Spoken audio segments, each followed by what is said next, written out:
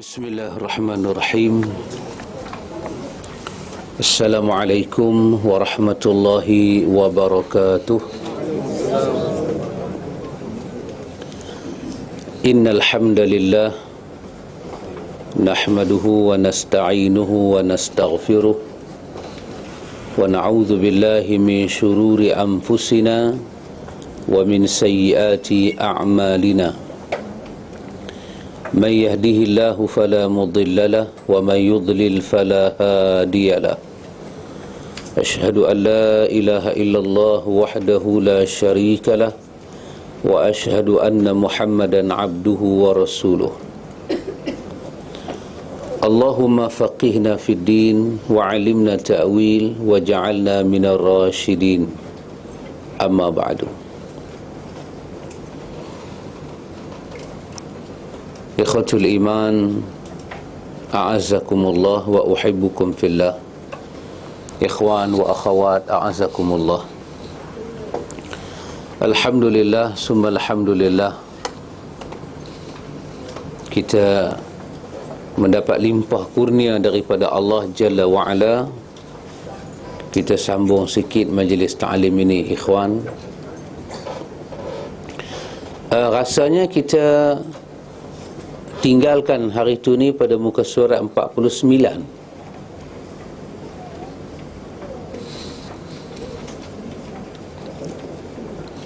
iaitu kita masuk tentang Islam telah sempurna. Ini, ikhwan, di antara perkara-perkara asas yang berkaitan dengan dinullah, agama Allah Ta'ala ini.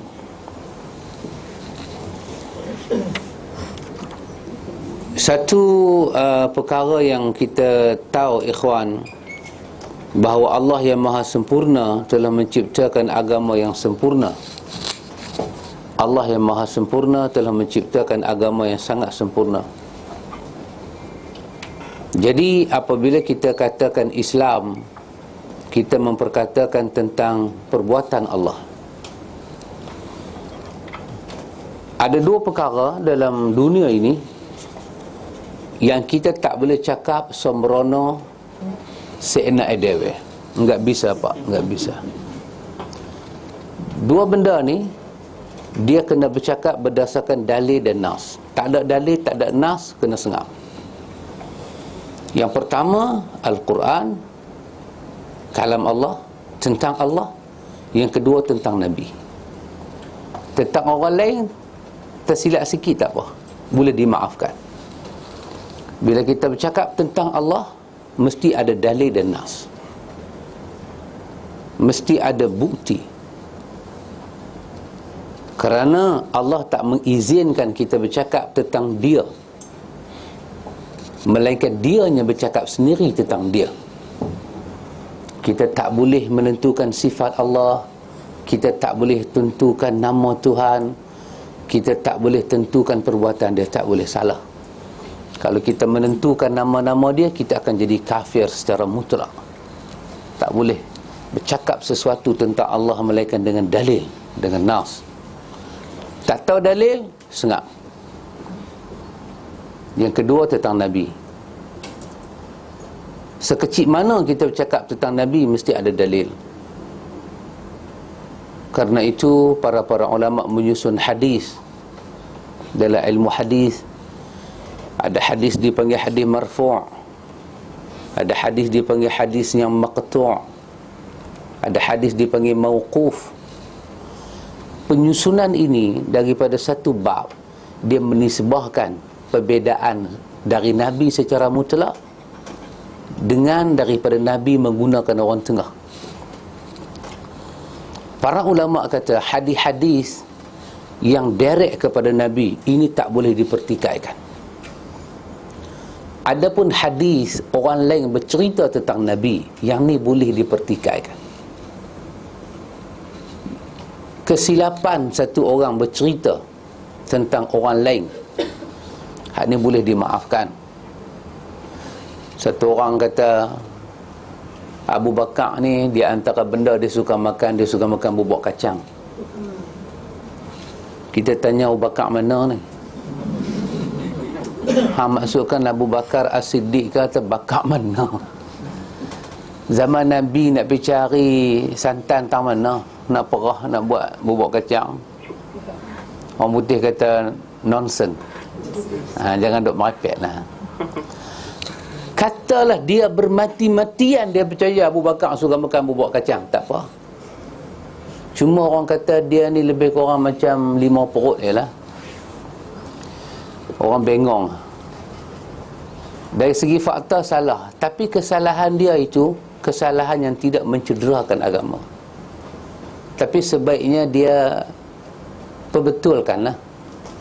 Tapi dia tersilap. Dia duk percaya pitang mana pun. Dia tengok bubuk pulut hitam, dia kata Abu Bakar suka bubuk kacang. Dia duk pertahan yang tu. Maka apa yang dia pertahan tu, sebab Abu Bakar pertama tak maksum. Abu Bakar bukan Rasul. Abu Bakar bukan mewakili Allah untuk bercakap apa-apa. Maka sikit kesilapan bercakap tentang Abu Bakar, ataupun sikit perkara kita mempertikaikan Abu Bakar, tidak salah.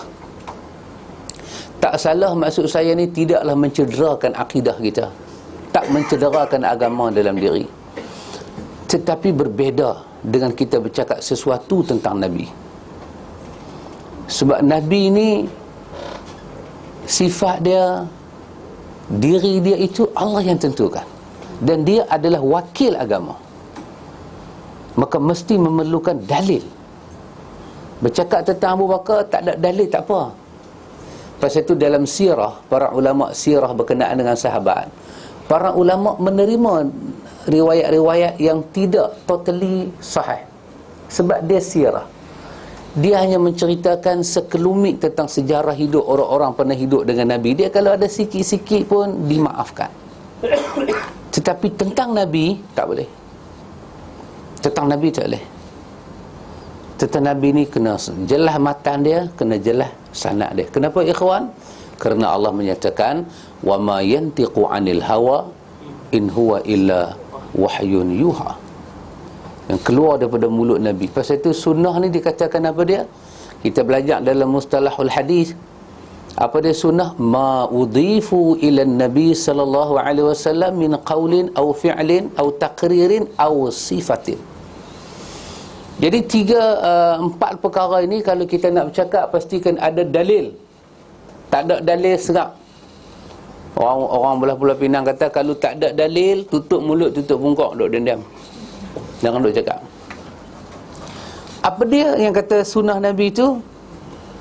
Ma udhifu ila Nabi. Apa yang kita sandarkan kepada Nabi, apa yang kita cakap, kita lekatkan kepada Nabi. Daripada perkataan, kita kata ni perkataan Nabi. Perbuatan, kita kata ni perbuatan Nabi. Takrir, pengiyaan, pengesahan yang Nabi bagi. Ima Nabi mengesahkan benda tu ma'ruf, ima Nabi mengesahkan benda tu mungkar. Ima Nabi mengesahkan benda tu ya, ataupun Nabi mengesahkan benda tu tak boleh. Takrir. Dan yang keempat, sifatin.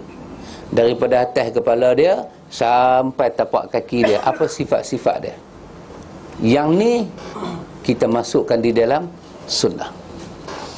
Jadi 4 benda ni kalau kita nak bercakap mesti ada dalil, mesti berdalil. Tak ada, diam. Tak ada, diam. Pasal itu ikhwan, berkaitan dengan Nabi, kalau kita katakan beranak, siapa yang beranak ni? Kita Nabi beranak. Ya. Tarikh Nabi beranak, dalil. Benda Nabi suka, dalilkan, buktikan. Benda Nabi benci, dalilkan. Tak ada, diam. Jangan kait dengan Nabi. Kalau nak kait dengan orang bukan Nabi, dengan isteri Nabi ke, dengan sahabat Nabi ke, dengan para tabi'in ke, itu kau boleh kait. Maka nanti kita tengoklah sejauh mana ketepatan kaitan itu. Tapi dengan Nabi, kait dengan matan, dengan sanad. Ini kewajipan. Tak kalau kau telah berbohong, maka masuklah kita di dalam apa yang disebut oleh Nabi, man kazzaba alayya, siapa bohong tentang aku. muta'ammidan, dengan sengaja, falyatabawa maq'adahu minan nar, maka ada tempat duduk dalam neraka untuk dia. Tempat duduk dalam neraka untuk dia. Kerana itu ikhwan, inilah salah satu sebab kenapa kita menolak sebahagian bacaan buku berzanji. Kita tak pakai buku berzanji ini bukan pasal nama dia. Tak. Bukan kita kata sampai satu benda tak betul pun tak ada dalam tu. Dah, ada benda betul. Tetapi kerana kaedah dia, orang Melayu selalu sebut nila setitik boleh rosak susu sebelanga.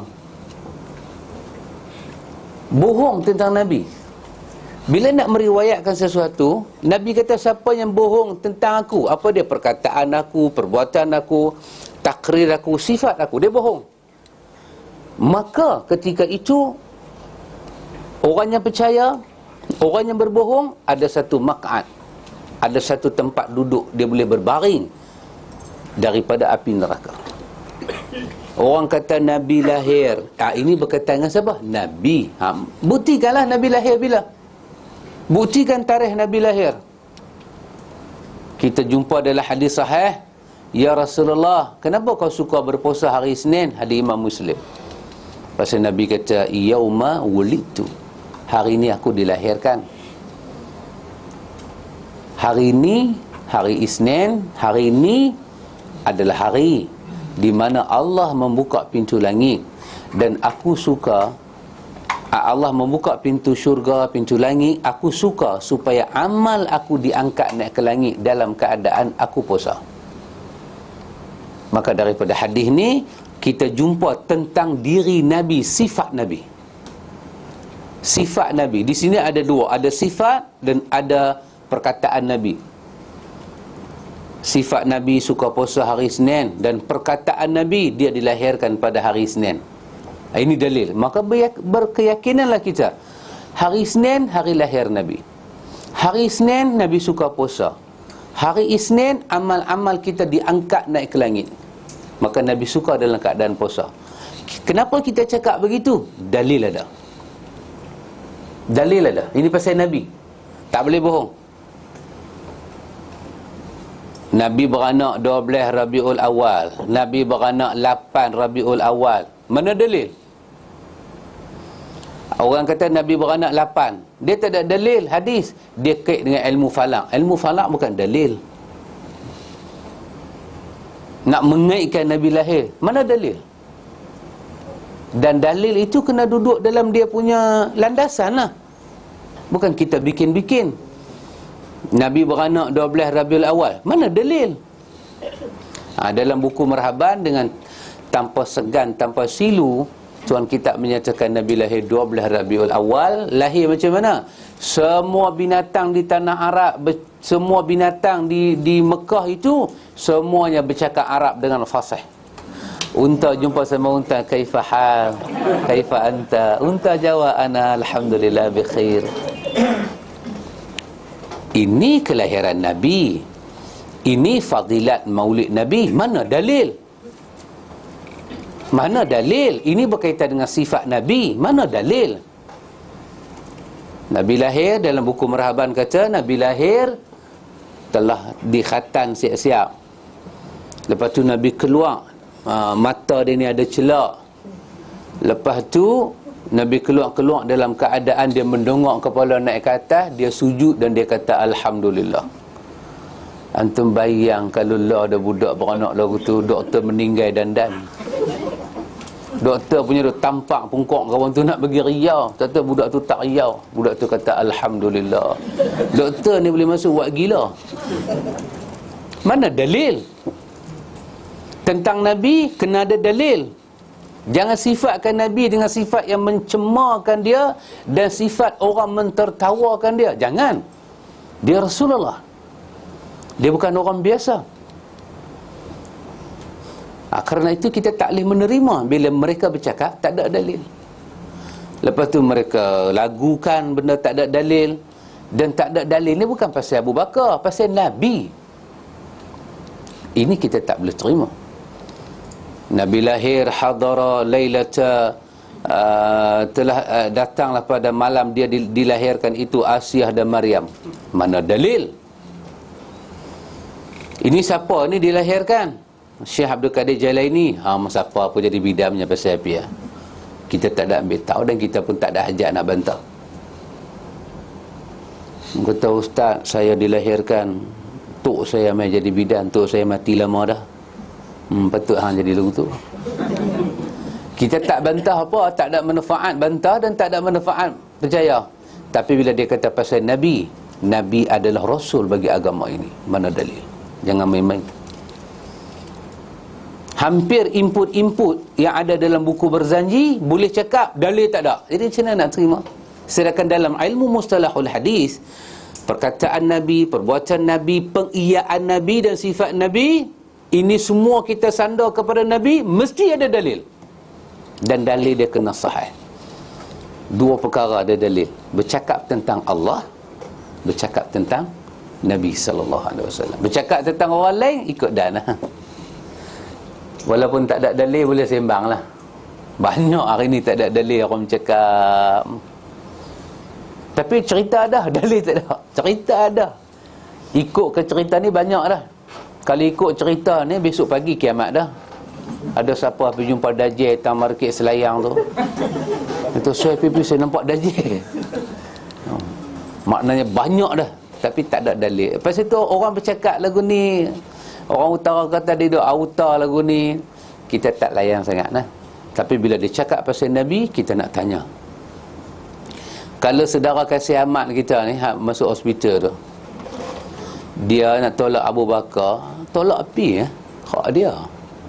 Tapi bila dia cakap sesuatu pasal Nabi, kita nak tanya, mana dalil dia? Tak mana dalil dia? Dia ambil tak mana dalil. Dia nak kata Abu Bakar, saya tak apa setuju dengan Abu Bakar, punya pasal api ya, buang masa layan dia. Tapi kalau dia kata sesuatu pasal Nabi, bukan kata kita ikhwan, semua kita berkewajipan tanya di mana nak rujuk, di mana nak dapat sumber tu. Jadi di situ kita akan dapat Islam ini satu agama yang sempurna, dan dia jaga dia punya jalan tu bagi kemah, bagi cantik, bagi susun elok-elok. Ini tajuk kita pada muka surat 49 ini. Islam telah sempurna. Agama Islam telah sempurna sebagaimana firman Allah Subhanahu wa taala, "Al-yawma akmaltu lakum dinakum wa atmamtu 'alaikum ni'mati wa raditu lakumul Islam madina."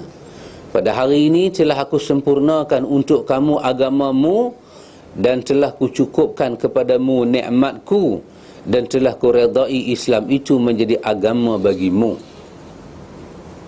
Kata Imam Ibn Kathir, ini merupakan nikmat yang terbesar atas umat ini, di mana Allah telah menyempurnakan bagi mereka agama mereka. Mereka tidak membutuhkan, ini bahasa Indonesia, tapi kalau ni di Pulau Pinang tak boleh sebut. Kerana makna dia lain. Jadi kalau di Pulau Pinang, mereka tidak memerlukan agama selain daripada agama Islam. Mereka tidak perlu pada Nabi selain daripada Nabi Muhammad sallallahu alaihi wasallam. Karena itu Allah jadikan Nabi Muhammad sallallahu alaihi wasallam sebagai penutup para nabi. Ini antum cuba tengok bagaimana Ibnu Katsir ambil. Ibnu Katsir dia faham daripada ayat ni. Ibnu Katsir faham daripada ayat pendek ni, ayat al-yawma akmaltu lakum dinakum ni, bagaimana Ibnu Katsir boleh faham. Apa kata Ibnu Katsir? Ayat ini ada tiga benda kan. Islam sempurna, Allah cukupkan nikmat Allah kepada kita, dan Allah redha Islam jadi agama kita. Tiga benda ini. Daripada ayat ini, Imam Ibn Katsir ada benda yang dia faham. Ini dia cuba bagi tahu yang dia faham. Ini merupakan nikmat yang terbesar atas umat ini. Dia faham macam tu. Di mana Allah telah menyempurnakan bagi mereka agama mereka. Mereka tidak memerlukan agama selain daripada agama Islam. Mereka tidak perlu pada Nabi selain daripada Nabi Muhammad sallallahu alaihi wasallam.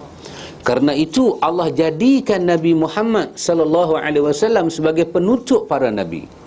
Allah mengutuskan Nabi Muhammad sallallahu alaihi wasallam kepada golongan jin dan manusia. Tidak ada yang halal kecuali yang dihalalkan oleh Nabi. Tidak ada yang haram kecuali yang diharamkan oleh Nabi. Tidak ada agama melainkan yang disyariatkan oleh Nabi SAW.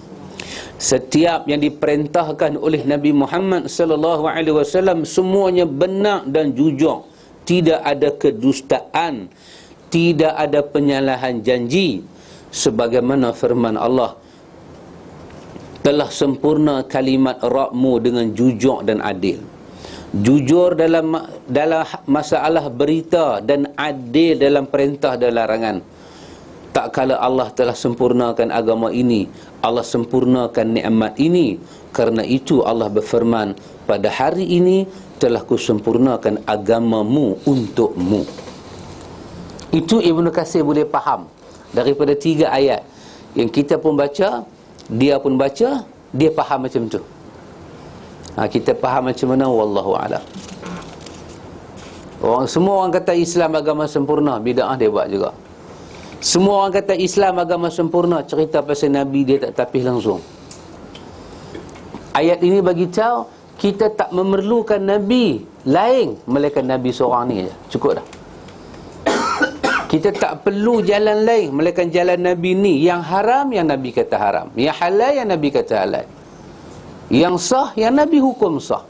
Semua jalan masuk ke syurga, Allah telah tutup. Allah buka satu jalan aja masuk ke syurga, jalan Nabi. Jadi siapa tak duduk di atas jalan ni, dia tak boleh berjumpa Allah.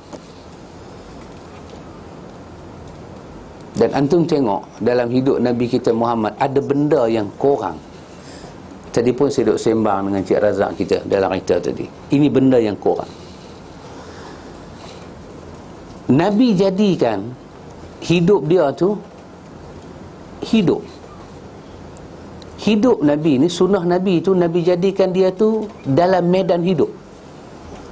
Lepas itu sahabat ni, dia boleh buat apa-apa Nabi suruh.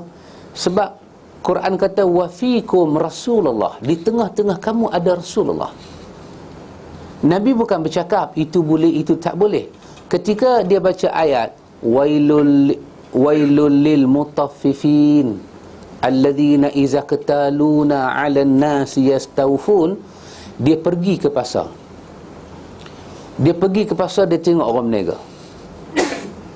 Dia kata, kenapa kurma di bawah tu basah, yang atas ni kering?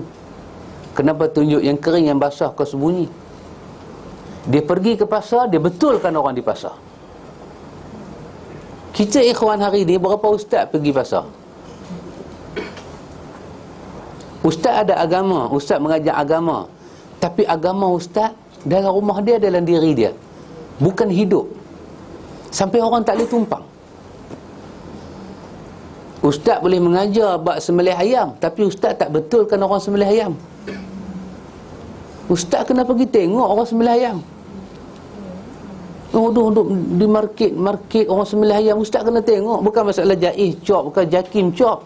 Ialah hari nak dapat CJ, dia sembelih lah elok. Hari dia berniaga, dia buat lagu dia punya suka. Kita, anak kita nak makan nasi ayam pasal malam. Nasi ayam mak dia buat tak cukup garam, dia muat pasal malam. Ustaz kata segan nak pergi pasal malam. Habis macam mana ustaz nak betulkan orang berniaga kalau ustaz tak pergi di tengah-tengah hidup mereka? Kalau ada mayat, ustaz tak pergi tengok orang bagi mandi. Kalau orang korek liang, ustaz tak tunggu di atas tanah kubur tengok. Ustaz main baca talqin balik. Panas matahari pun tak ada kena. Jadi bagaimana agama hidup? Agama tak hidup ikhwan macam ni. Yalah ustaz orang bagi profesor ke, bagi doktor pada dia tu pandai dia belajar lah. Tapi agama ni bukan di atas pandai belajar. Pandai tak kita urus hidup kita? Ustaz ada jiran mati, ustaz buat apa? Ustaz kena tunjuk pada jiran macam mana nak selesaikan mayat ni. Ustaz tak buat. Ustaz kata tak mau berkelahi dengan orang. Tapi di masjid ustaz mengajak bab jenazah. Habis ilmu di masjid tu nak masuk dalam masyarakat macam mana? Tak ada. Pasal tu salah satu sebab kenapa agama kita tahap macam ni. Ni semua ustaz-ustaz tu buat dajjal lagu ni. Ni nama dia kedajalan ustaz. Dia rasa dia profesor, dia duduk universiti, dia didik budak-budak ni. Yang memegang pusat masyarakat ni, orang tua-tua orang. Ustaz buat apa? Ustaz tak buat. Orang korek liang. Ustaz tengok tak dalam mana? Yang mengajar ustaz, kawan korek liang tu, orang utara kata apa, yellow, tak tahu. Kosong, dia tak tahu apa. Nak sambut mayat boleh lah. Nak alih mayat dia tahu. Tapi liang tu nak korek macam mana? Nak hadap ustaz, kena tengok, ustaz kena betulkan. Pasal tu sahabat boleh jatuh hati dengan Nabi. Nabi angkat nikah orang, Nabi masuk majlis tunang orang. Kita tak mau. Tak mau. Kita macam-macam bak kita ajak di masjid. Di masjid lah. Tak lagi dia bunyi waktu isyak, kita pun wallahu alam. Ada soalan? Tak ada soalan. Okey, bulan depan jumpa pula. Habis lah. Itulah agama kita. Ya, yang duduk jadi macam-macam dalam masyarakat ni kesan macam ni ya. Ustaz tak mau ambil risiko, ustaz tak mau kena cop, ustaz tak mau berkelahi. Ni kesan dia. Ustaz tak mau orang kata lebih kurang. Bila ustaz tak mau, dia tak mau kena debu masyarakat, dia tak mau kena lumpur masyarakat, masyarakat jadi macam ni. Dia pergi sembahyang mayat, dia tak boleh nak buat apa. Kalau ada 10 orang ustaz berani tegak betulkan masyarakat, gegak satu Malaysia. Tapi adalah satu Malaysia tu ada, tapi tak gegak. Kita tak buat apa, ikhwan. Kita boleh ngaji ke ni ya? Karena tu merasakan bila kita buat sunnah Nabi ni, kita rasa sakit dia, ikhwan. Kena rasa sakit, kena turun tengok orang. Ustaz ni kena buka pintu orang masuk dalam rumah dia. Ya, kena buka pintu macam Nabi buka pintu Nabi ke rumah orang. Baru ada hubungan. Tak kalau tak ada hubungan, tak kalau main lagu ni, seorang duduk Penang, seorang duduk KL, lepas tu melingkup balik, habis. Kadang-kadang cari muka surat pun tak kena. Tak ada apa, kita tak ada hubungan. Kita cuma datang bersembang, bertukar pemikiran. Ni macam mesyuarat bulanan lah ni, OIC. Bincang sikit apa lebih kurang, balik masing-masing bawa diri. Habis. Hak duk mengaji ni semua ni, kalau ada masalah nak cari siapa? Hak wanita muslimat ada masalah, hak lelaki ada masalah. Ketika masalah mai hidup kita ni, kita nak jumpa siapa? Nak jumpa siapa? Nak jumpa ustaz. Seorang duk Penang. Rumah ustaz dengan rumah orang mengaji bukan sebelah menyebelah. Kita bukan duk satu karya. Pasal tu kita tak ada mahabbah. Ramai muslimat masa dia nak kahwin, mak dia kata hang kahwin dengan dia ni bagi dia tak mau, dan dia tak ada orang nak bagi penjelasan kepada mak dia, tak ada. Kalau dia telefon ustaz, dia sembang, kata mak ada di mana? Mak duduk di Mersing. Ustaz dengar telan elok terus Mersing. Johnya Mersing ni negeri ustaz pun tak berani pi. Dan mak pun kena hambat keluar. Dengan ustaz-ustaz pi, Pak Malau garang betul. Habis nak bantu macam mana, ikhwan? Pasal tu Nabi, dia kata ni tak boleh, dia turun padang. Dia tegur. Masa orang nak bawa mayat ke tanah kubur, Nabi sampai sebelum mayat sampai. Nabi tengok. Nabi kata begini cara dia, begini cara dia. Nabi turun masuk dalam liang lahat. Nabi tengok kedalaman dia. Nabi kata begini. Lepas tu Nabi naik di atas. Lepas tu Nabi tengok muka-muka kawan nak turun. Nabi kata jangan semua turun. Orang yang nak turun ni adalah orang yang tawaduk, Nabi kata. Nabi suruh turun. Ni turun mayat dengan muka cengih. Muka macam malaikat muka nangkir. Turun mayat dengan muka cengih, dengan pakai baju tak senonoh. Tak nampak dia tawaduk. Tak nampak dia tu orang tawaduk bawa mayat. Kalau ada ikat kepala, cincin tu dia punya nala-nala cincin.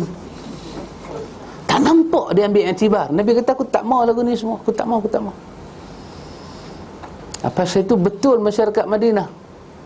Masyarakat Madinah jadi betul pasal itu. Mak bapak main mengadu pada Nabi, ya Rasulullah, tolong aku ya Rasulullah, aku nak beli satu hamba, aku nak bagi ke anak aku. Anak aku ni dia nampak sibuk sikit, letih sikit, aku nak bagi dia orang gaji satu. Jadi aku nak apa dia? Aku nak Rasulullah menyaksikan benda ni, supaya aku bagi, nanti anak-anak lain tak ada lah bercakap apa-apa. Nabi tanya ke dia, Nabi kata, anak hang berapa? Dia kata, anak saya 5 orang. Nabi kata, hang bagi kat berapa orang gaji? Bagi kat dia ni seorang lah. Hak 4 lagi tak bagi, tak dengar kata. Nabi kata, aku takkan jadi saksi. Aku takkan jadi saksi. Kau tak adil, Nabi kata. Sawu baina auladikum, adil di kalangan pemberian pada anak-anak. Nanti hari hang tua, 4 lagi tak mau jaga hang. Hang duduk bagi yang ni, bagi ni pada kawan yang sama, yang 4 duk tengok. Tapi tak cakap apa, tunggu hang sakit aja. Maka dia berkata, pi suruh abang jaga, ayah bagi semua kat abang, kami tak dapat apa. Nabi tak adil di kalangan anak-anak. Nabi masuk dalam rumah tangga orang. Kerana itu kita boleh kata sahabat semua boleh buat apa Nabi ajak, dan dia faham. Kadang-kadang kita boleh faham hak kita mengaji ni bukan di dewan mengaji, dalam hidup. Ketika kita bercampur sama-sama kita faham ini maksud hadis Nabi. Kita campur, kita tunjuk cara dia. Mai musim korban, tengok siapa duk pergi sembelih lembu. Yang sembelih lembu tu macam lembu dah, dengan kasar, dengan tak hormat dekat lembu, tandang lembu, jijak lembu. Lepas tu ustaz ambil semangkuk pergi makan buat lembu dia tu. Ustaz tengok tak boleh tegur. Tapi ustaz mengaji, ustaz duk ajak bab sembelih, ustaz duk ajak bab kekah, hak mangkuk tu tak ajak. Tapi bila praktikal, ustaz kena serah pisau ke dia. Ustaz pening tengok darah. Ustaz ni pun macam budak Bukit Bintang juga. Pening tengok darah dia pening. Orang-orang macam ni famous di tengah-tengah masyarakat. Orang mengaji agama famous di masjid aja, bukan di masyarakat. Nak bercakap, okey, boleh cakap. Bagi pisau sembelih tengok, ketak. Cakap pasal mayat boleh, ustaz boleh bagi tahu 4 mazhab kapan macam mana. Bagi mayat suruh dia kapan, tengok mayat mangkit dia duduk lagi kapan. Tak boleh buat. Masalah ya kawan, masalah. Kena betulkan keadaan ni kawan. Maka sebahagian benda ada pada ustaz, sebahagian benda ada pada tangan antum. Antum yang kena betulkan ustaz-ustaz ni semua. Piket, demonstrasi. Pergi rumah ustaz-ustaz ni, suruh mereka berubah. Bukan seorang, setiap ustaz mengajak sunnah, dia kena ubah diri dia. Sunnah bukan duduk atas buku ikhwan, sunnah duduk dalam hidup. Nak betulkan orang. Kita bukan suruh betulkan masyarakat hak besar ni, masyarakat hak duk mengaji sunnah ni, nak bawa diri pergi mana besok mati. Tak teringinkan mayat keluarga kita diurus cara sunnah? Cari siapa? Yang mengajak bagi mandi cara sunnah, ustaz sunnah. Ustaz tak sunnah, dia ajak cara dia. Nak kapan ambil atar tulis atas la ilaha illallah, kalimah tu terangkat, betul tulis balik. Bila mati kalimah terangkat. Bila hilang, malaikat tak kenal ni orang Islam ke orang mana, tulis balik ni orang Islam. Bisik di telinga, apa bisik pun tak tahu. Orang jahil buat. Ustaz sunnah dia ajak cara sunnah. Kapan cara sunnah? Sembahyang cara sunnah. Mengajak kuat. Tapi bagi satu mayat suruh dia urus, paralyzed, lumpuh. Habis bila kita ajak sunnah, last kali mati, mayat siapa yang urus? Orang jahil yang urus. Orang jahil yang korek kapan, pasal tu tahlil tak boleh buang. Dia pun lah urus. Dia pun kata pok-pok ni cakap pandai je, esok mati baru dia pada akal. Betul ya, dia cakap tu betul. Memang baru kita ada akal. Tak ada, kita tak boleh nak buat apa. Itu semalam tu mayat, ustaz duduk di rumah mayat, ustaz kata kita kena, tak boleh cara ni, salah ni. Muslimat kita mati seorang sangat hebat muslimat ni. Makcik ni memang duk mengaji sunnah, tapi dia mati hari Khamis. Hari Khamis dia malam Jumaat dia mati. Dia pemaklumkan ustaz pergi tengok. Dia perempuan, takkan ustaz nak pergi mandi mayat dia? Akal dah. Tapi apa ustaz boleh buat? Ustaz kata muslimat kena pakat. Kita buat seperti hadis Ummi Atiyah. Ustaz duduk di satu tempat, muslimat duduk di tempat bagi mandi. Tanya ke ustaz, apa nak buat? Ustaz bagi tahu macam Nabi bagi tahu. Tak salah. Benda tu wujud dalam hadis muttafaqun alaih. Sementara muslimat ni orang kata nak raksi. Tu panggil package mai. Memang tak sunnah. Makcik yang mati ni sunnah. Dia mengaji sunnah, ayah dia sunnah, dia sunnah. Tapi hari dia mati, saya kata awak jadi macam ni. Apa dah jadi dengan kita ni? Tak berani lah ustaz, keluarga orang. Tak boleh lah kata. Akhirnya menang ke mereka? Menang ke mereka? Mereka menang tanpa bertanding. Ya, kita tak pernah bagi cabaran apa pun. Dia menang. Dia menang. Tambah calon pula ada masalah, lagi dia menang. Lagi dia menang.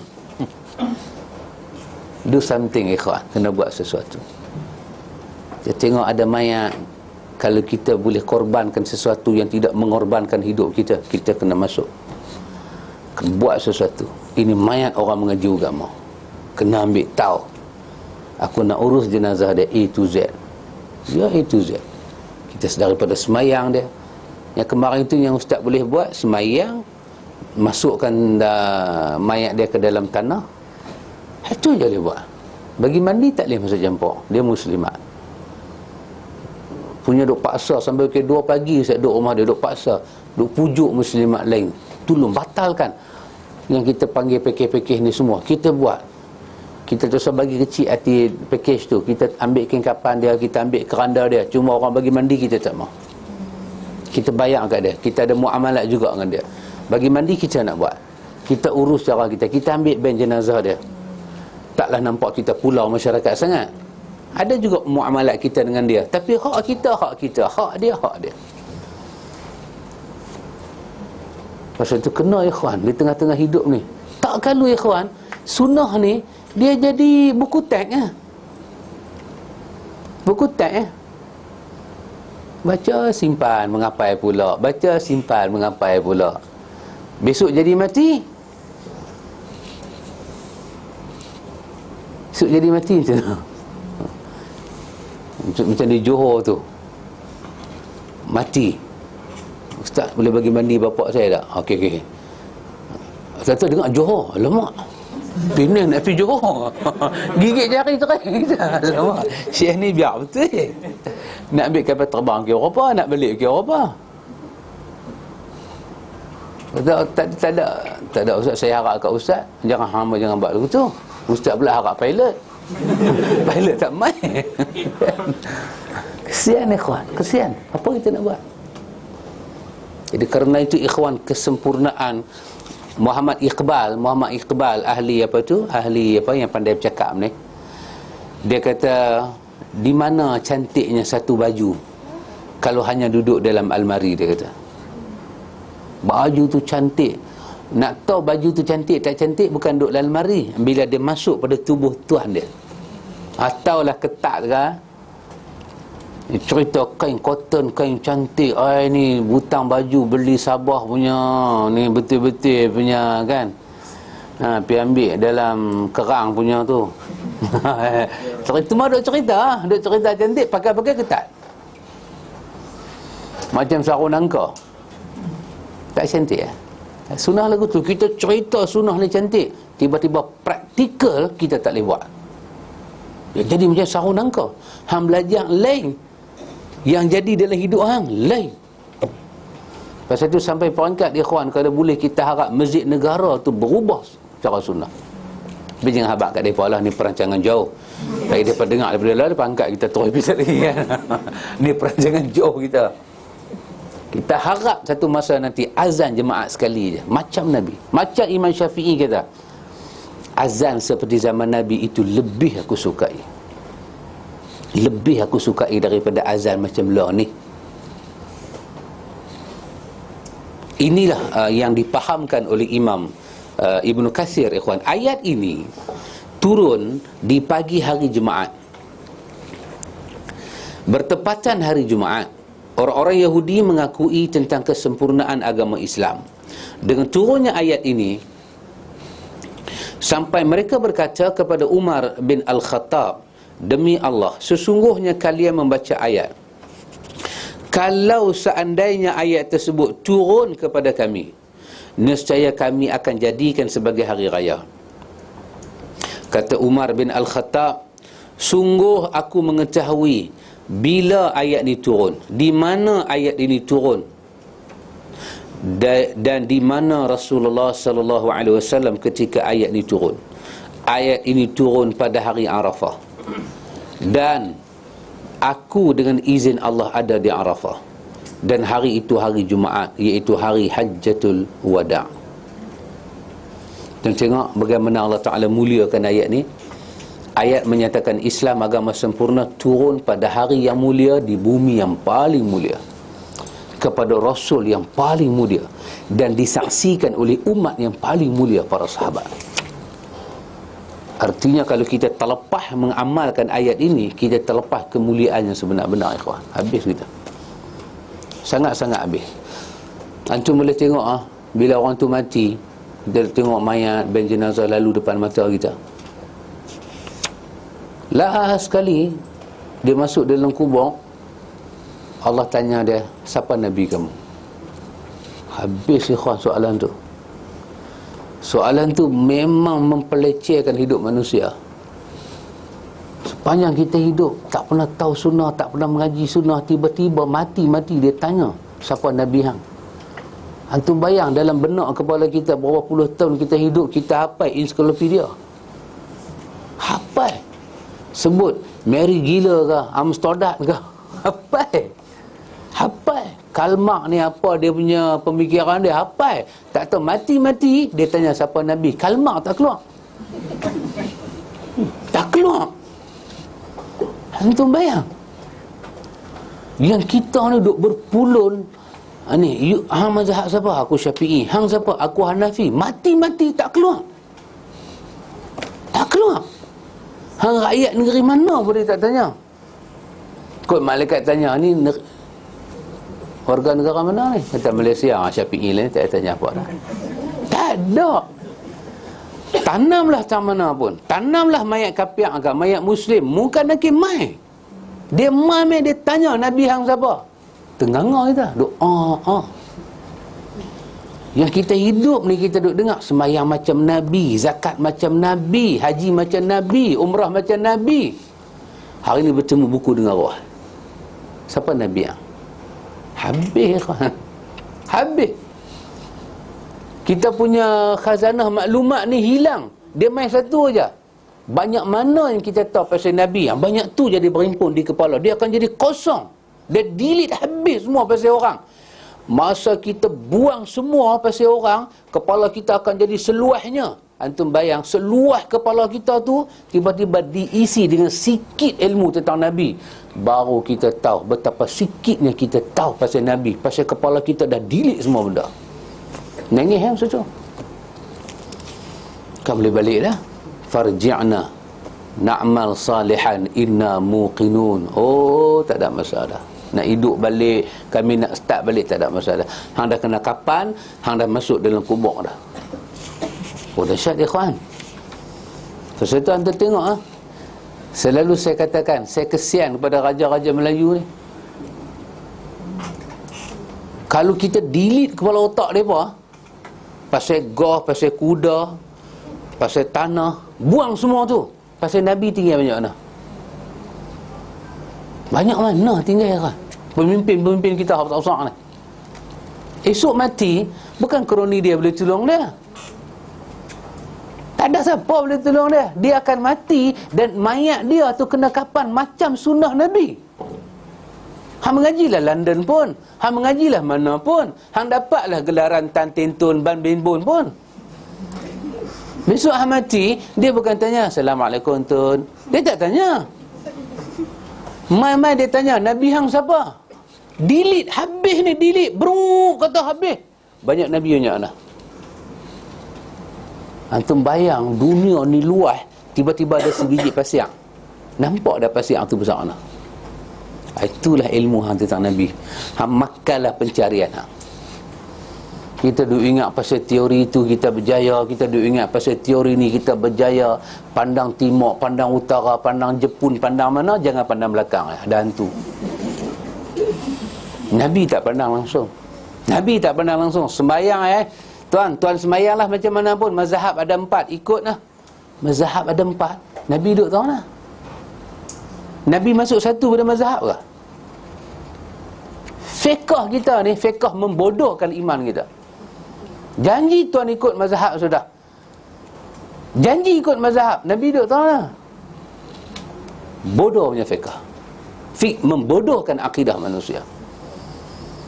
Janji tuan hiduplah macam mana tuan. Janji 5 waktu tuan sembahyang. Yang penting kita ikut mazhab. Yang penting. Macam Wonder Pet juga. Tak boleh, salah tu. Esok delete. Pasal mazhab delete, pasal semua orang delete.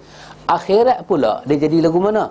Dia akan cari orang yang kerana orang tu dia tak ikut Nabi, dia akan doa laknat 2 kali ganda kat orang tu. Masuk kubur, dia tanya siapa Nabi hang, siapa Tuhan hang, siapa Nabi hang, apa agama hang. Dia delete habis semua. Taulah kita, otak kita ni banyak mana kita simpan pasal Nabi. Orang menangis dah. Nanti pi akhirat, Allah lepas kita, ditiup sangkakala kedua. Yang mana yang mati semua hidup balik, pergi cari orang yang kerana orang tu kita tak ikut Nabi. Maka dia kata, Rabbana atihim di'afaini minal azab wal'anhum la'nan kabira. Ya Allah, kerana orang ni lah aku tak tahu apa pasal Nabi. Hang bagilah 2 kali azab pada dia. Hang bagi laknat yang cukup-cukup kat dia. Oh, masa tu baru nak doa. Dia tu pun kena, dia ni pun kena. Itu Ustaz ingat kita dah baca dah. Awal-awal masa kita baca buku ni, benda-benda yang menyebabkan apa kita sampai tak boleh ikut Nabi, kita sampai terlupa ikut Nabi. Ikhwan, cuba antum boleh tengok dalam muka surat 15, muka surat 16, itu ayat-ayat Quran yang menceritakan. Daripada muka surat 14 tu antum boleh tengok 14, 15, 16 yang menceritakan hadis dan ayat Quran menyatakan orang yang paling celaka di hari akhirat orang yang tak ada masa di dunia nak tahu pasal Nabi dia sendiri. Baik ikhwan, penjelasan tentang keterangan Al-Hafiz Ibn Kathir. Yang pertama, ayat ini diturunkan di Arafah. Yang kedua, dalam ayat ini nikmat yang terbesar adalah nikmat Islam. Dalam ayat ini Allah kata pada hari ini dia sempurnakan Islam sebagai agama. Islam itu adalah nama kepada isi dia. Islam itu nama luar, isi dia Quran dan Sunnah. Itu Islam. Kita boleh nama syariat Islam, kita boleh nama kanun Islam, kita boleh panggil dia apa saja, tapi isi dalaman dia Al-Quran dan Sunnah. Mesti tahu Quran, mesti beramal Quran secara sunnah.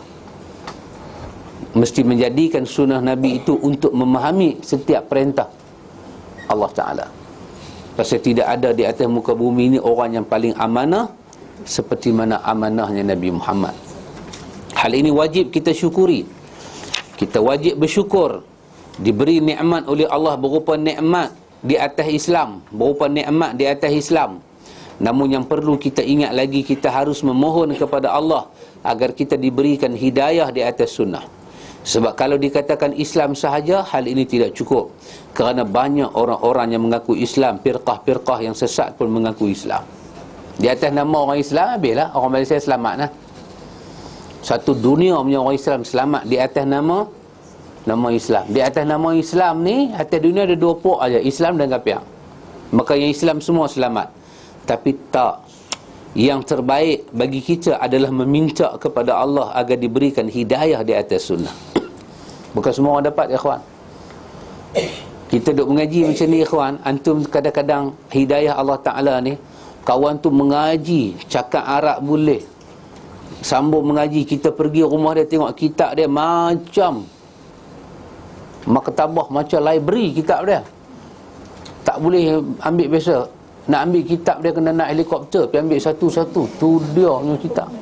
Banyak. Tapi satu benda Tuhan tak bagi ke dia, hidayah sunnah. Siapa dapat hidayah sunnah? Orang macam kita, belajar tak ada antara mana, tak ada apa. Tak ada apa. Kita orang biasa. Antum tak terkejut dengan pemberian Tuhan macam ni? Antum pergi cakap dengan satu da'i, satu pendakwah, boleh cakap Arab. Memang dia cakap Arab, kita sengak. Bukan kata kita sengak, Tuan Arab pun sengak. Tuan Arab kata fasih, dia ni cakap Arab. Bukan kata dia cakap, dia tak cakap pun macam Arab dah. Oh, hebat dia ni. Tapi kita tengok semayang dia, cara dia faham, tak ada sunnah. Tak ada sunnah. Apa yang buat kita tahu benda tu tak benar, benda ni benar? Sunnah. Hari ni orang sayang Nabi. Anda tengok, tersayang Nabi, saya sayang Nabi. Saya nak buat kenduri pasal sayang Nabi. Salah? Tak salah. Takkan buat kenduri salah kot. Sayang Nabi, ya saya sayang Nabi. Saya nak buat kenduri lah hari Maulud ni. Saya nak jemput semua kawan-kawan main makan. Pasal apa pilih hari Maulud? Hari-hari beranak Nabi. Saya sayang kat Nabi. Saya pun ambil cuti. Kerajaan bagi cuti. Oh, Alhamdulillah. Salah? Tak salah. Main satu orang, Syekh, ente buat kenduri hari Maulud, tak boleh ni, buat kenduri hari lain. Dia kata, pasal apa pula buat kenduri Maulud salah? Takkanlah besok kawan tu masuk neraka pasal apa? Pasal zina, pasal merompak, pasal fitnah. Saya masuk neraka pasal buat kenduri hari Maulud. Oh, tak masuk akal. Takkan buat kenduri masuk neraka? Tak masuk akal. Saya sayang kat Nabi. Saya nak buat apa nak buat. Di samping saya buat kenduri itu, sementara mereka duk masak apa nak siap ni semua ni, tak nak nasi, nak siap semua ni, kita selawat lah ramai-ramai sikit. Takkan selawat salah kot? Takkan selawat pun masuk neraka kot? Lepas tu kita merhaban lah sikit. Takkan merhaban dengan mi judi yang mana elok? Tentulah merhaban lagi baik kan, bukan maksiat. Yang boleh mencelikkan kita, jalan kita terpesong ni siapa, ikhwan?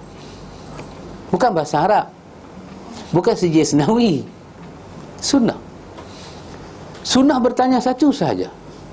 Sunnah bertanya, setiap kali kau semayang, kau baca Fatihah, kau minta jalan yang lurus. Dalam kau minta jalan yang lurus, kau ada sebut dua perkataan. Perkataan yang pertama, siratal lazina an'amta alaihim. Perkataan yang kedua, ghairil maghdubi alaihim waladdallin. Dua benda. Ada jalan kau nak, ada jalan kau tak nak. Jalan yang tak nak, jalan al-maghdub, orang yang kena marah, Yahudi. Jalan dhalin, yang sesat, Nasara. Kenapa Yahudi tak mau jalan dia? Allah murka. Pasal apa? Pasal Yahudi tolak Nabi Musa total. Tolak.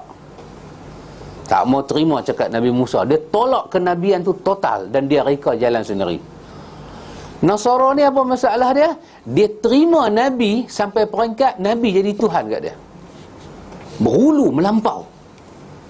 Dia terima, hak dia ni tolak terih, hak dia ni terlampau terima. Sampai martabat Nabi dengan Tuhan jadi satu. Dia sembah pula Isa. Dua-dua jalan ni kita tak mau. Kita mau jalan apa? Siratal lazina an'amta alaihim. Jalan orang dapat nikmat. Orang dapat nikmat, dia tak tolak Nabi dan dia tak menyembah Nabi. Dia terima Nabi sebagai Nabi, bukan sebagai Tuhan.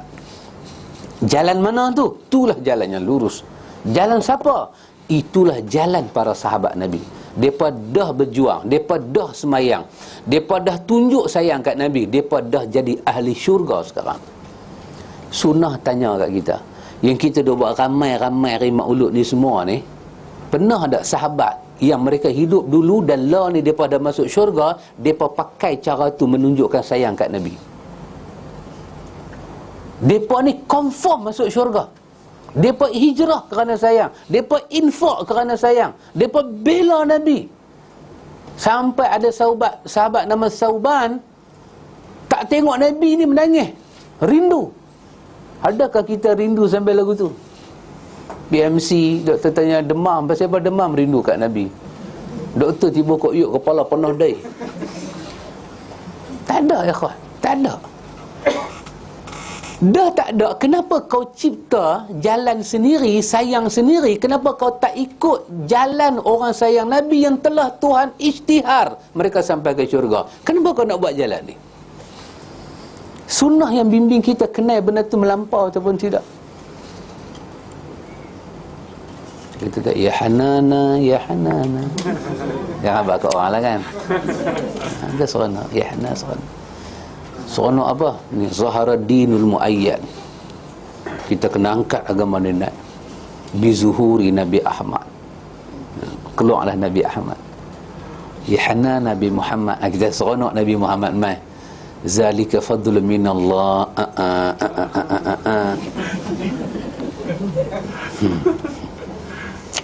Yalah, salah ke tak salah? Ada dua. Satu, orang Syiah. Format Ya Hanana tu format Syiah. Kita tak tuduh kawannya itu Syiah, tak. Format dia format Syiah.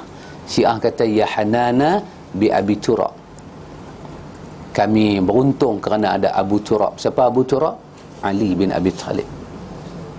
Dia kata lagu tu di Baghdad. Ya Hanana. Ya Hanana ni apa dia? Kami seronok lah, kami beruntung. Pasal apa? Bisyababi, dengan pemuda syurga. Siapa dia? Hasan, Husin. Kan? Ya Hanana bi ahsanil buq'ah. Kami seronok dengan bumi yang paling mulia. Bumi apa? Karbala.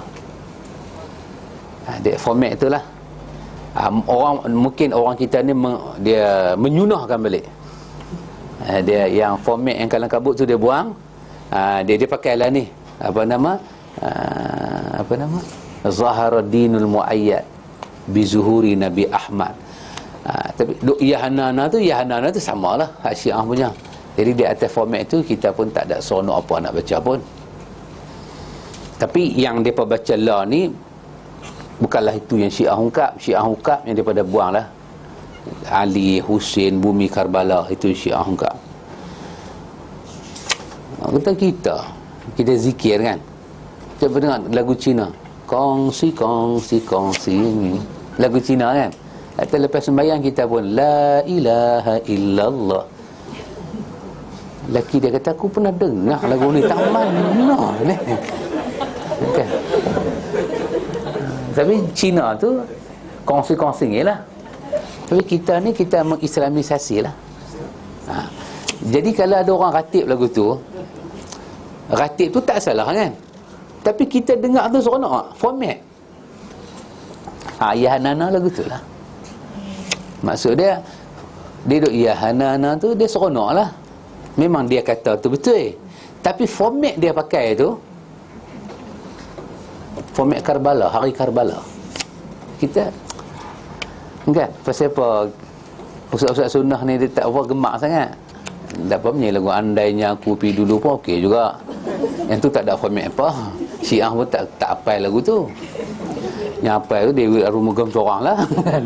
Tapi at least aku tunggu mu di pintu syurga. Adalah tang pintu tu dia tunggu juga. Macam Ya Hanana ni kira macam tu lah. Cuba duduk saja lepas sembahyang La ilaha illallah. Habis 100 kali. Semua orang lalu depan kita dia duduk usyar satu macam dia ni. Dia format dia. Kemudian baris-baris berikutnya itu ada Ghulu.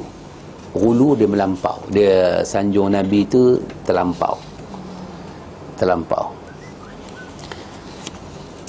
Berarti kita pun tak ada nak seronok sangat lah nak baca benda lagu tu. Tapi kita nak bagi faham orang ke nak bagi faham orang. Satu, tak ramai ustaz dia tengok tamasya Syiah tu. Kita kata, dia kata tak kenal taman menyanyi lagu Ya Hanana ni. Ya Hanana ni maksud seronok, tapi takkan tak boleh kata seronok kot. Boleh. Tapi kita cuba nak terang dia format tu. Itu je kita cuba nak terang pada dia. Format tu ada tasyabuh. Cara kita, lirik kita. Kenapa tak mencipta sendiri? Satu lagu ciptalah sendiri dan pakai muzik-muzik yang ada, lagu-lagu yang ada hak kita. Tak payah kita ambil format orang, kita ejek-ejek lirik saja. Pakai hak sendirilah. Dan yang kedua, kita kata tak ada seorang sahabat seronok sampai terlalu ni. Ada tak Abu Bakar punya seronok? Hijrah dengan Nabi ni tak seronok ah. Oh, tak tahu Abu Bakar. Orang Madinah bila tengok Nabi mai, semua pakai kata qadima Rasulullah, mai dah Rasulullah.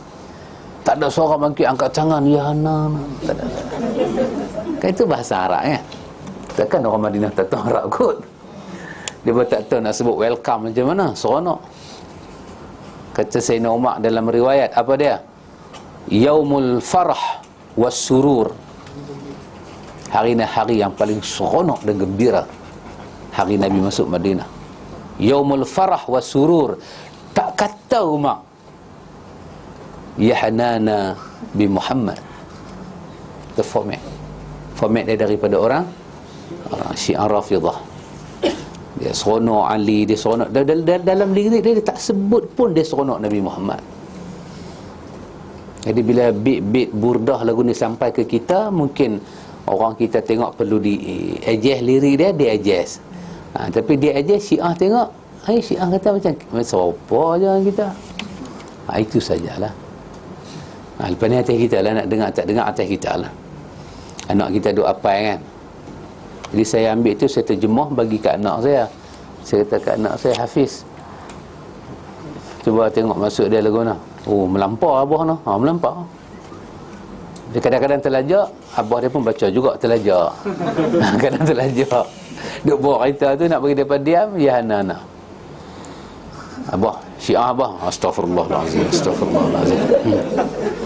Dah main berumur dah kan, suka terlupa. Tapi suka ikhwan nak bagi penjelasan ke orang, suka. Bukan ke orang, ke ustaz tak boleh bagi penjelasan. Tak mampu nak bagi penjelasan. Dari segi lirik bahasa tak salah. Tak salah. Saya tadilah la ilaha illallah. Tak salah kan? Tak salah. Tapi bagi orang yang pernah dengar lagu raya Cina, entah apa, tak ada lagu lain kan.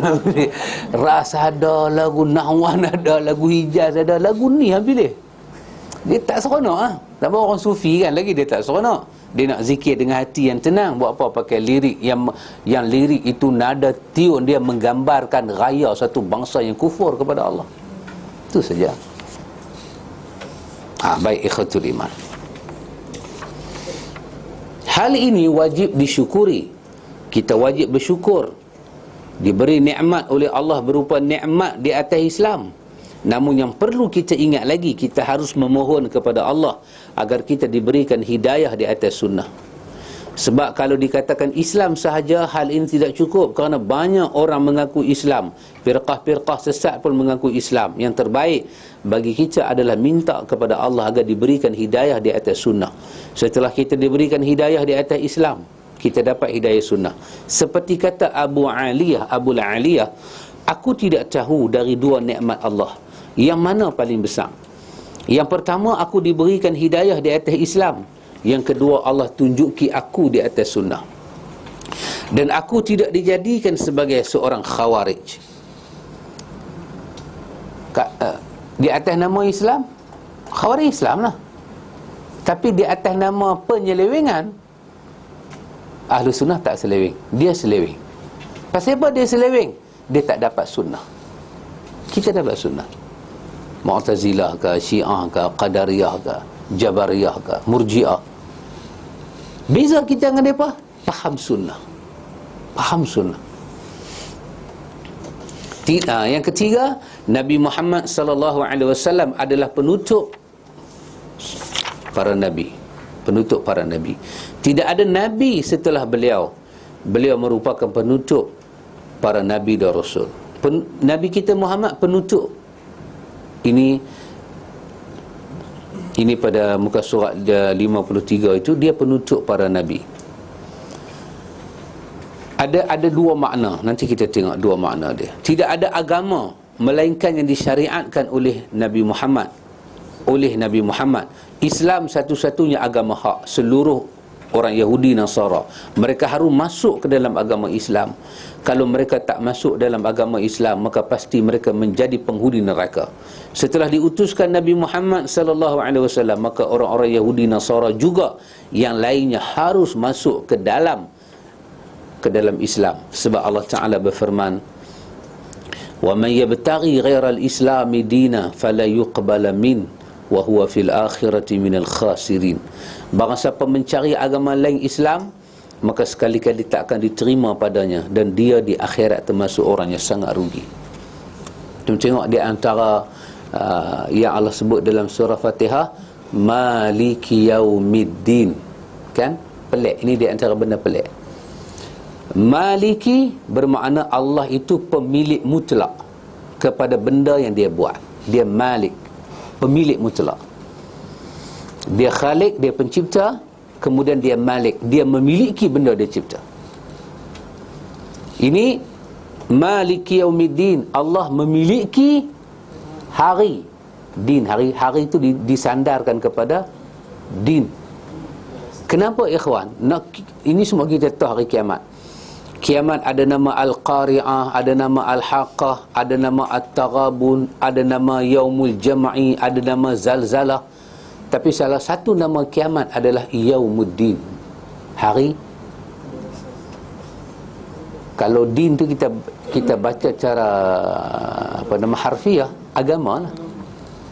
Kenapa? Salah satu kata ulama untuk mengisahkan manusia, nanti bila sampai di hari akhirat, Allah akan menghukum manusia dengan agama yang diturunkan di dunia ini.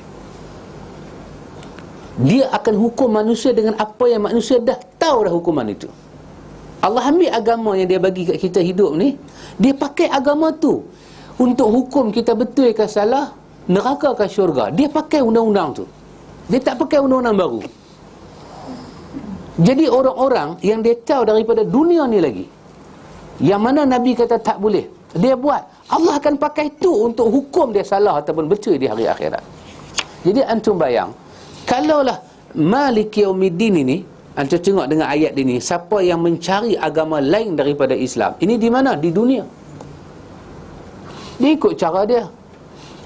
Kemudian falan yuqbala minhu, ini di mana? Di akhirat. Kami tak terima dia. Dia akan jadi orang yang sangat rugi di akhirat. Kenapa? Allah akan pakai agama yang dia tolak itulah untuk menghukum dia betul ataupun dia salah. Jadi antum bayang, kalau daripada awal kita duduk di atas agama ni, di hari akhirat kita duduk belah mana? Kita jaga ikhlas kita, sayang kita pada Nabi, ikut kita elok-elok, kita tak ada hati nak pergi ikut benda lain. Dengan agama ni kita selamat di hari akhirat. Maka Allah katakan Maliki Yaumiddin. Dalam ayat lain Allah kata wa ma adra kama yaumuddin. Apa yang hangpa tahu tentang disandarkan kiamat itu kepada Yaumuddin? Maka itu hari siapa tak boleh tolong siapa, kata Allah. Wal amru yauma idzil lillah. Urusan itu hanya milik Allah. Jadi betul lah ikhwan, esok kita mati masuk dalam kubur. Betul lah keadaan tu. Kau semayang cara siapa? Dihisap. Kau puasa cara siapa? Dihisap. Yang kena dengan sunnah Nabi, semuanya lepas. Tu dihisap hati manusia, perasaan manusia, ikhlas manusia, riak, semua dihisap. Dan Nabi bersabda, ini satu hadis yang sangat dahsyat ikhwan, riwayat Imam Muslim. Nabi kata, demi diri Muhammad ada di tangan Allah, tidak ada seorang daripada umat Yahudi dan Nasrani yang mendengar diutusnya Muhammad, kemudian dia mati dalam keadaan tidak beriman dengan apa yang diutuskan dengannya Islam, nescaya dia termasuk penghuni neraka. Nabi habaq direct terus. Perenggan yang pertama, Nabi kata, Nabi bersumpah, Allah pegang nyawa dia. Lepas tu Nabi kata, la yasma'u bi ahadun min hazihil ummati. Tak ada seorang daripada umat ni, termasuk kita.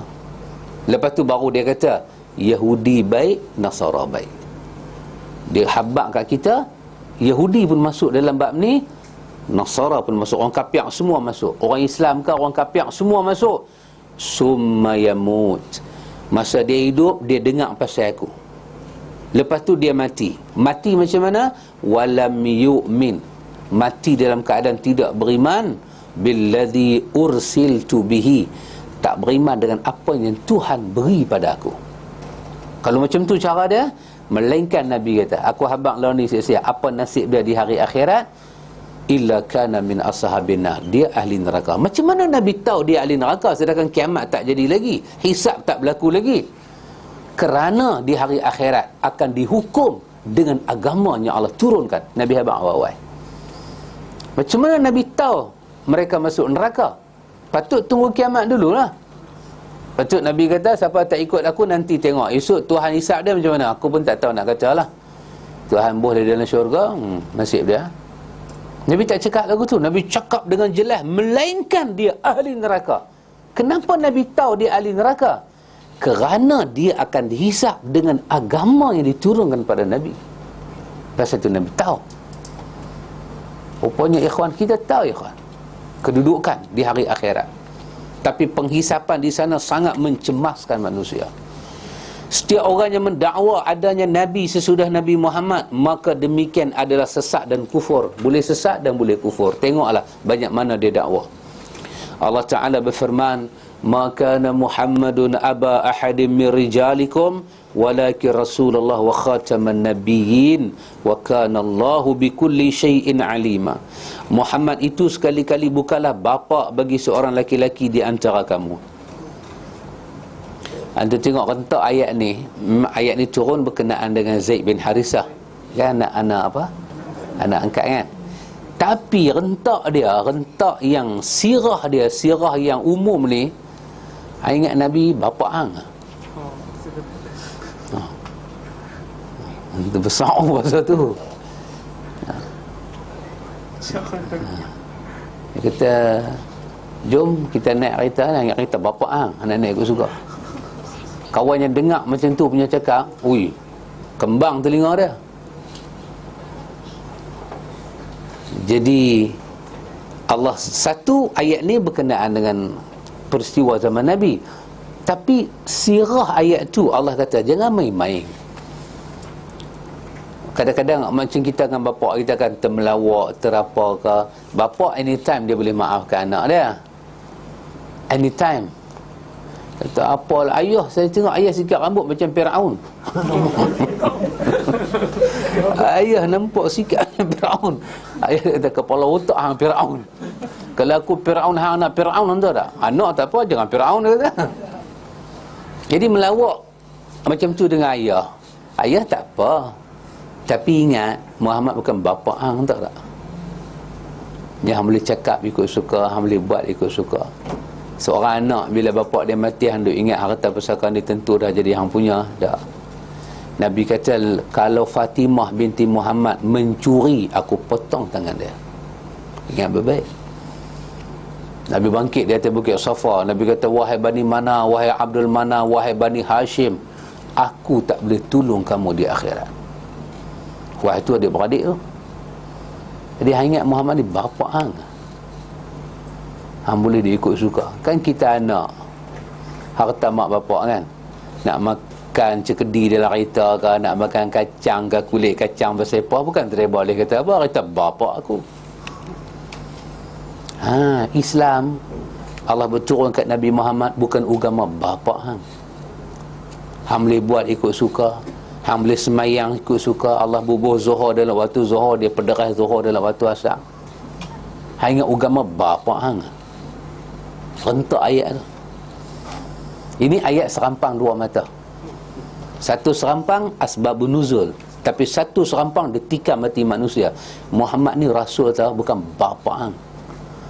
Hang jaga baik-baik hang jaga baik-baik. Bapa ni kira duk jadi hamba abdi kita. Yang nak sekolah kita, yang pergi hantar bapa. Patut hang nak pergi sekolah, pergi sendiri lah, bapa hantar. Yang pergi sekolah kita, yang bagi duit bapa. Yang lapak kita, yang pergi beli makan bapa. Pencacai lah. Sementara anak nak besar kan, sementara anak nak besar duk mencacai, besok dah besar pula dia kahwin, jadi mencacai pula, jaga anak dia pula, jaga cucu, pencacai lagi situ. Jadi Allah guna sirah tu ma kana Muhammadun aba ahadin. Dia guna bahasa aba ahadin. Dia bukan bapa seorang daripada kamu. Dia bukan bapa seorang laki-laki daripada kamu. Tak ada hak kamu nak kata dia lagu tu. Walaki Rasulullah, dia utusan Allah. Wa khataman nabi, dia nabi, dia penyudah nabi. Ada dua. Satu, siapa yang mengaku di akhir zaman nabi, dia pendusta. Yang kedua, apa makna nabi penyudah? Setelah nabi, tidak ada risalah akan muncul. Satu, nabi, jangan mengaku nabi. Yang kedua, ada orang tak mengaku nabi tapi dia bawa risalah baru, tak boleh diterima. Risalah pun dah tak ada, nabi pun dah tak ada. Muhammad lah yang akhir sekali. Kesempurnaan agama Islam diakui oleh orang Yahudi. Yang ni begitu jelas sekali. Mereka mengakui ajaran Islam. Tidak boleh seorang menambah sesuatu dalam agama ini. Agama Islam sudah sempurna dan kewajipan kita adalah berittiba', ikut apa yang ada. Yang keenam, semua yang dikatakan oleh Rasulullah adalah benar dan jujur. Semua Nabi cakap benar dan jujur. Benar dan jujur. Nabi kata bid'ah tu sesat, benar dan jujur. Bid'ah sesat. Jangan siapa pi bubuh nama bid'ah hasanah dalam ibadat. Jangan. Tak boleh diterima. Tak boleh diterima. Yang ketujuh, agama Islam sudah sempurna. Jelas segala sesuatu yang membawa manusia ke syurga telah dijelaskan oleh Nabi. Dan segala sesuatu membawa manusia ke neraka juga telah beliau jelaskan. Hingga masalah adab buang air pun dijelaskan oleh Nabi SAW. Jika masalah bab adab buang air saja dijelaskan oleh Nabi, apalagi masalah akidah, masalah tauhid, masalah manhaj. Tidaklah mungkin Nabi SAW terluput untuk menjelaskannya. Yang perlu diketahui bahawa Nabi SAW sudah menjelaskan semua masalah agama kepada umat Islam, tentang akidah, ibadah, akhlak, muamalah dan yang lain. Adapun kewajipan dari umat Islam adalah ittiba' kepada Nabi Muhammad SAW. Yang ni nak kena pertahan, ikhwan. 3 benda kita kena pertahan. Apa dia? Yang pertama, ikhlas kita kena pertahan, ikhwan. Ikhlas kita boleh berubah mengikut suasana musim. Dia boleh berubah. Kadang kita punya cabaran kuat, macam-macam lah hidup lah ni. Hidup ni lah ni macam-macam. Kena jaga ikhlas kita, ikhwan. Percampuran kita dengan keluarga kita. Kadang-kadang kita punya nak jaga hati keluarga sampai terhakis agama daripada diri kita. Ini semua cabaran hidup, ikhwan. Dan kita punya cabaran tak sama. Hak saya kena, antum kena, ya muslimin kena, muslimat kena, ikhwan kena, akhwat kena, tak sama. Tak sama. Budak sekolah lagu budak sekolah. Ada satu cerita di Pulau Pinang. Cikgu, tapi jangan habaq kat orang lah, ni cerita kita sajalah. Dia cikgu, dia mengajar sekolah. Anak dia pun sekolah tu juga. Anak dia balik berkata, ibu, cikgu tadi marah pasal tak apa doa kunut. Tak apa, tapi apa cikgu nak dengar kan. Doa kunut ada dalam riwayat. Apa cikgu dengar Lepas tu cikgu tanya dia, ni awak ni sembahyang subuh tak atau sembahyang? Cikgu saja nak test lah, nak tengok budak-budak ni sembahyang ke tak. Jadi kunut ni baca masa bila? Rakaat kedua ke rakaat ketiga? Cikgu nak test budak-budak. Budak ni habaq betul ya. Budak ni kata kunut tak baca dalam mana-mana rakaat. Cikgu kata biar betul, awak ni sembahyang ke tak sembahyang? Kata sembahyang. Awak tak baca kunut? Tak baca. Siapa tak baca? Tak apa. Awak tak baca? Bapak saya kata bid'ah. Budak ni percari pasal. Jadi benda tu jadi besar lah. Ustaz tanya tu jadi besar. Jadi pada kecil jadi besar. Last sekali ustaz ni pun mulut jahat. Dia pergi panggil budak ni Wahabi. Hang ni anak Wahabi, bapak Wahabi. Dia pula bagi kaunseling kat budak ni. Wahabi tu sesat. Sampai budak tu teriak. Balik tak mau makan dekat sekolah, teriak, tak mau, sesat, takut. Ayah dia apa siapa pula? Cikgu kata Wahabi. Dia bila tengok anak dia jadi lagu tu, dia tak mau panjang cerita. Dia berhenti mengajar sekolah tu.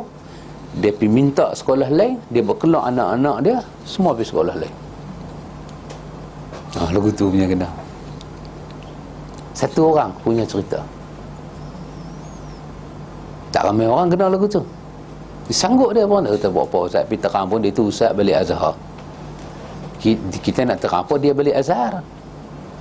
Kita terang lagu Melayu, dia pun reti Melayu. Nak cakap Arab, dia reti, kita tak reti. Nak terang apa kat dia Ustaz? Dah dia kata Wahabi, sekali saya pergi, dia cakap lebih kurang, susah dengan saya pula. Saya pun duk makan cabai Melaka banyak juga, pernah baran. Tukar, berhenti sekolah, pergi cari sekolah lain, bawa dengan anak dia keluar pergi. Tak sama punya ujian. Tak sama ikhwan. Ada bahagian pasal itu kita ikhlas ke Tuhan. Yang kedua, lepas kita ikhlas, kita kena jaga apa ikhwan? Ittiba'. Meneladani Nabi ni sepanjang masa. Ittiba' ikhwan. Apa jadi pun kita ittiba'. Nabi sembahyang macam tu, kita macam tu. Nabi selawat macam tu, kita selawat macam tu. Di Ipoh baru ni, kawan tu kata, Ustaz, saya rajin duk baca selawat syifa' ni. Kadang-kadang sehari saya baca sampai 50 kali. Apa pandangan Ustaz? Saya kata tak ada pandangan apa. Pasal apa? Selawat syifa' pun nama syifa' kan. Jadi saya baca, saya rasa lapang dada, rasa seronok. Saya kata seronok sangat lah tu. Okey. Dalam tu pula satu kawan sudah pergi tanya, Ustaz, selawat syifa' ni bukan bid'ah ke? Alamak. Kita nak tutup tak mau jawab. Syekh ni sudah buka soalan. Saya kata lagu tu, pasal apa dia bid'ah? Saya kata kat dia, sahabat, banyak lagi selawat Nabi ajak tak teramai. Yang Nabi amai ni semua buat apa? Yang Nabi duk ajak, duk ada dalam hadis sahih, tak teramai lagi. Siapa buat salawat syifa? Imam Busairi. Imam Busairi siapa dia? Syiah.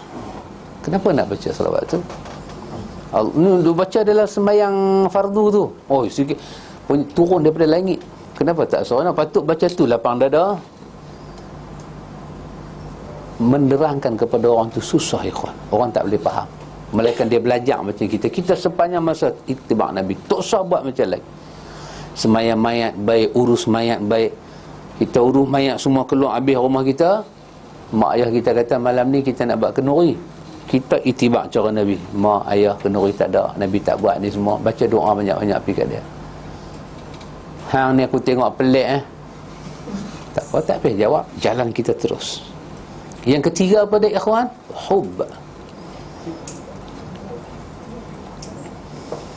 Hub ni kalau terjemah Melayu cinta lah kan. Tapi cinta Melayu ni lain. Cinta Melayu ni cinta buta perut. Hub dalam bahasa Arab bukan saja cinta, izhar al-mahabbatu lahu, menampakkan kecintaan kepada orang yang dicinta. Itu makna hub. Kalau hub orang kita ni, I love you. Jantan jumpa perempuan, aku cinta padamu. Tu cinta lah tu. Makan tak lalu, tidur dengan WhatsApp, WhatsApp dengan tidur. Tu cinta lah tu. Cinta kepala otak punya cinta. Tak tentu halah punya cinta. Tapi hub dalam bahasa Arab jangan diterjemah Melayu cinta. Nanti rosak bahasa Arab tu. Hub dalam kamus, izhar al-mahabbatu lahu, menampakkan cinta hanya kepada orang yang dicintai. Maka pada bab ini kita kena izhar. Tak boleh pakai ikhfa, tak boleh pakai idgham. Kena pakai izhar, nampak. Pada perkataan Nabi, perbuatan Nabi, takrir Nabi, sifat Nabi, kita kena nampakkan pada diri kita. Kalau kita tak nampak, susah ikhwan. Mesti nampakkan. Dan yang akhir sekali, Yang keempat, kita kena ada istiqamah. Yang ni kita bertahan kemana saja kita pergi. Kalau kita boleh buat benda ni istiqamah, sabarlah pada orang nak kata, jalan terus didik masyarakat. Oh ikhwan, dahsyat. Kita ada kes satu muslimat kita bercerai kerana bid'ah. Dulu abang Pian kan, dulu sahabat seorang KTM, dia bercerai pasal syirik. Bini dia buat syirik. Masa pergi ke mahkamah syariah, hakim duduk, hakim buka cerita lagu tu, nak bercerai siapa? Pasal syirik. Hakim kata, tak pernah saya dengar orang bercerai pasal syirik. Dia kata, tuan hakim, saya nak bercerai, bini saya buat syirik. Dia bawa satu beg James Bond tu, tangkai kuning lah, bini dia duk pakai. Dia pergi kerja, bini dia buh kat anak. Mak mentua bomoh, tapi mak mentua bukan bomoh kalang kabut, bomoh Islamik lah. Bila baca Yasin, ambil kemian tu halau pitang muka mak mentua lupa diri, asal lagi Rabi'atul Adawiyah masuk mai. Pasal mak mentua perempuan, Rabi'ah Adawiyah mai. Syekh Abdul Qadir tak boleh mai. Pasal bukan mahram. Rabi'ah mai. Berubatlah orang. Jadi satu hari dia balik, dia tengok benda tu. Dia nasihat tak dengar. Dia pergi potong tangkai kat anak dia. Bini dia balun dia 3 suku maut. Bini dia garang, pukul dia. Dia sabar. Satu peringkat tu dia tak boleh sabar. Tengah dia baca Quran, bini dia angkat Quran balik. Pasal apa? Ni semua ni lah, ni saka puaka ni semua ni. Dia terus pergi mahkamah, cerai 3-4 tahun. Allah ganti bini baru kat dia, sangat sunnah. Bukan kata sunnah dan menyunahkan. Bini baru dia ni. Saya kata, bagilah ni nampak. Dia kata, bagi Ustaz, bini saya sunnah. Nah, bini dia pun sembang, sunnah betul. Dia pula nasihat saya, Ustaz, sunnah kena pegang elok-elok. Alamak, saya pula malu tengok dia. Subhanallah. Ini pula lagi satu muslimat kita pula, hampir nak masuk mahkamah syariah, nak bercerai. Kenapa? Pasal bid'ah. Tak tahan dengan bid'ah lelaki buat. Dan bid'ah lelaki buat ni terlampau merepek sangat. Nak cerai. Oh subhanallah. Mana tengok. Dia minta nasihat dengan saya. Saya pergi Kelantan bagi nasihat. Ambil kes dia ni, bawa ke pejabat mufti. Panggil mufti bersidang, majlis fatwa sidang. Tengok bid'ah lelaki dia. Nak cerai, istiqamah. Kalau orang dengar cerai siapa? Lelaki kaya raya, lelaki kaya melena. Orang nak cerai, bodohnya perempuan. Bodoh lah, pada setengah orang bodoh. Lelaki boleh duduk sarai, hidup elok-elok, pakai kereta mewah, rumah mewah, nak cerai apa? Makan bubuk kacang ke apa ni. Tapi dia tak selesa dah hidup. Dia tak selesa dah. Dia duduk mengaji, lelaki duduk buat kalang kabut. Nak kata apa? Tak kata apa, saya dapat nama. Lelaki dia tengok ustaz, dia geram. Dajjal ni punya bahasa ni. Ini dajjal ni punya bahasa. Masa duduk pejabat qadi, pejabat mufti Kelantan tu duduk tengok muka saya. Saya kata, apa mau? Apa saya apa? Teruk. Bagi pelan 2 jam dia cakap. Dia cakap 2 jam. Saya tengok timbalan mufti dah menguak dah. Saya kata, sudahlah, tersudut merepek dah. Tersudut merepek. Semuanya hang cerita ni hang merepek nanti dah. Cuma saya tak mau cakap lebih ni pejabat mufti. Saya hormat dengan tuan mufti. Bagi tuan mufti cakap, ni ada majlis fatwa, bagi dia bercakap. Tapi kalau saya nak cakap, hang ni memang teruk lah. Gila-gila punya bid'ah dia buat. Bini minta cerai. Tengok ikhwan, istiqamah. Orang mengaji ni istiqamah. Kena sabar Kena sabar Semua pandang kiri kanan, polo, ni mengaji mana ni? Mengaji dengan siapa? Saya kata sampai mati jangan habaq nama saya. Sampai mati jangan habaq. Itu tengok hidup kita ikhwan. Hidup kita. Oh dahsyat. Saya mengajak sunnah. Saya pergi ke pasar beli ikan, orang tak jual. jual ikan tu dia tengok muka saya atas bawah. Cuba tak. Saya mulut jahat. Dia kata, awak berapa hari tak keluar telinga? Cuba tak. Orang pergi kedai tom yam kan, kita nak order tom yam lah, tom ram, semua kita nak order lah. Saya duduk kedai tom yam sejam, order tak main-main. Tanya orang perempuan saya. Saya kata sudah, keluar. Tak mau ambil order. Dia pulau kita, bukan kita pulau dia. Patut kita kena pulau dia, dia pulau kita. Kamjatullah tu. Dia pulau kita. Nanti nak kata apa? Saya pergi mayat, sampai tuan rumah main bisik dengan saya, ustaz boleh tolong balik tak? Saya kata kenapa? Nanti mereka orang masjid tengok ustaz mai, mereka tak mai. Antum bayang 3 tahun, bukan sehari, 3 tahun. Terimalah habuan tu. Bukan saya pergi rogol nak siapa. Buat sunnah saja. Ajak sembahyang mayat sunnah, bagi mandi sunnah, ajak sembahyang tarawih sunnah, ajak sembahyang raya sunnah, ajak semua cara sunnah. Sebahagian orang-orang dalam masyarakat ni, mereka duk cari makan dengan agama. Bila ada orang mati, seronok lah. Mereka kalau ada orang mati macam pirana nampak mayat buang lalat tu. Pirana main rutuk lah, tinggal tulang. Talqin kena duit, mandi kena duit, malam satu tahlil kena duit, semua pakai duit, all out duit. Bila kita buat cara sunnah, sekupang tak berkeluar. Kita urus lah jenazah orang kita. Takat mana kita boleh berkeluar duit, kita urus lah. Nak bayar apa? Nak bayar orang gali liang macam mana nak bayar? Kalau tanah keras tak payah keranda. Kalau tanah lembut baru pakai keranda. Kita ni mayat hingga keranda. Hingga ada mayat keranda, ada keranda mayat. Dah, kita ikut tanah Kadang-kadang buat keluar overdate 200. Hak mereka duk buat 2000. Jadi orang nak yang mana? Satu kita bagi manifesto percuma, satu manifesto kena bayar. You fikirlah sendiri. Kita kata-kata ini kalilah. Kan? Pilih ini kalilah, itu mati tak boleh pilih dah. Itu maksud dia. Jangan diputar belikkan maksud tu. Dia pilih yang mana? Dia pilihnya hak balik sana mengamuk Tapi alhamdulillah Pak Mentor saya okey. Jumpa Pak Mentor kata, hampa sentuh menantu aku, cilaka badan. Kita pun nak tocang Pak Mentor dia jangan main, dia pagi dah. Jangan main, ada pistol, license to kill. Jangan main. Terimalah ikhwan, istiqamah ikhwan.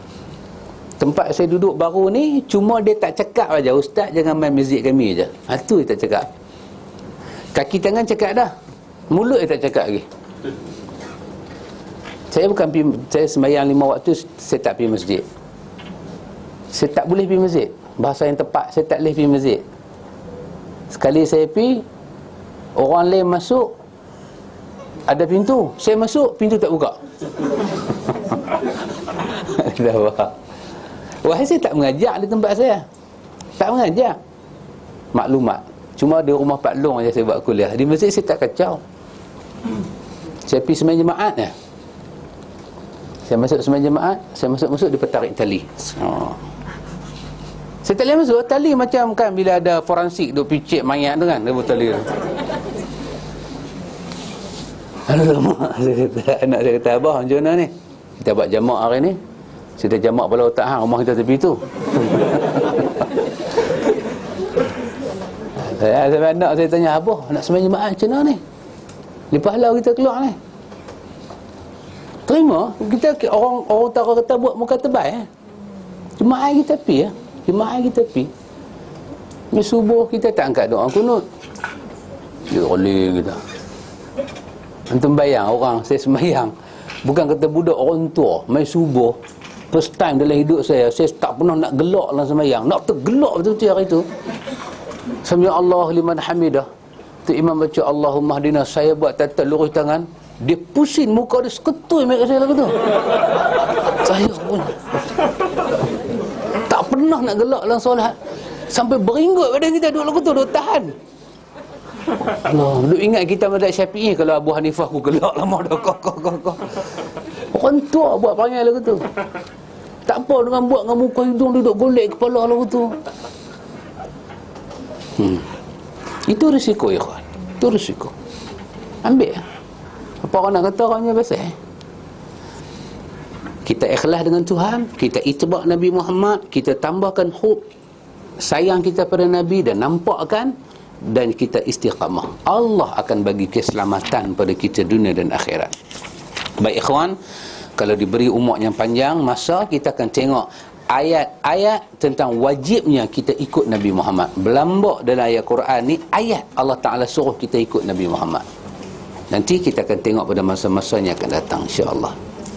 Wallahu a'lam.